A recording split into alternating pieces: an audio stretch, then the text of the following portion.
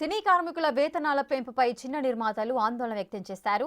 30% వేతనం పెంపును వ్యతిరేకిస్తూ తమ కష్టాలను ఎస్కేఎన్ మీడియా సమావేశంలో వివరించారు. పెద్ద నిర్మాతలతో పోలిస్తే చిన్న నిర్మాతల కష్టాలు వేరన్నారు ప్రొడ్యూసర్ ఎస్కేఎన్. ఓ ప్రతిపాదికన కాకుండా అందరికీ వేతనం పెంచడంపై అభిప్రాయం వ్యక్తం చేశారు. నాన్ థియేట్రికల్ డీల్స్ ప్రేక్షకుల రాకపై బాధ్యత ఎవరూ తీసుకోవడం లేదని అన్నారాయన. చిన్న నిర్మాతల సమస్యలను ఫెడరేషన్ పట్టించుకోవడం లేదని, పెద్ద నిర్మాతల వల్లే నిర్మాత అంటే క్యాష్ బ్యాక్ అనే ముద్ర పడిందని ఎస్కేఎన్ ఆవేదన వ్యక్తం చేశారు.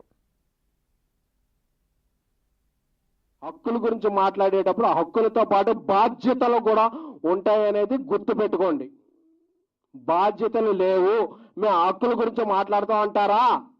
ఆంధ్రప్రదేశ్, తెలంగాణ, మిజోరాం, అరుణాచల్ ప్రదేశ్, ఢిల్లీ, గల్లీ ఎక్కడ కార్మికులు పనిచేస్తే వాళ్ళతో మేము పనిచేసుకుంటాం. ఎందుకంటే మేము బతకాలి, 10 మంది బతికించాలి. అంతేకాని మేము రూల్స్ పెడతాం, పాటించం, ఏదో మేము ఉంటుంది. అన్నగారు రూల్స్ పెడతారు కానీ పాటించరు అన్నట్టు మీరు రూల్స్ మాత్రమే మాట్లాడితే we are talking responsibilities to.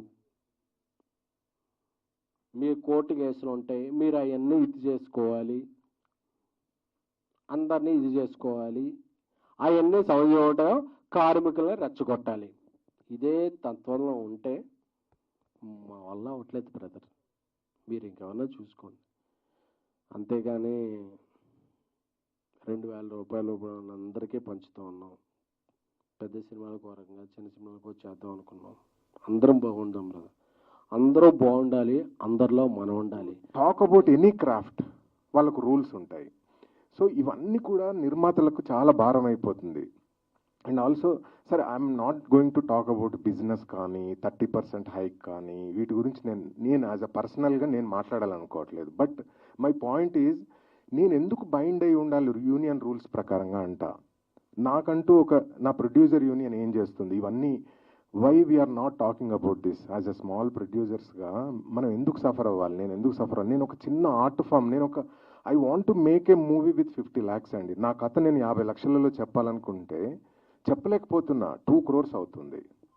So దీన్ని ఎవరు అడ్రస్ చేస్తారు అనేది నా పాయింట్. నేను యాజ్ ఎ క్రియేటివ్ పర్సన్గా నేను ఈ యూనియన్ రూల్స్ ప్రకారంగా నేను ఎందుకు అబైడ్ అయి ఉండాలి? యూనియన్ రూల్స్ ఏంటి?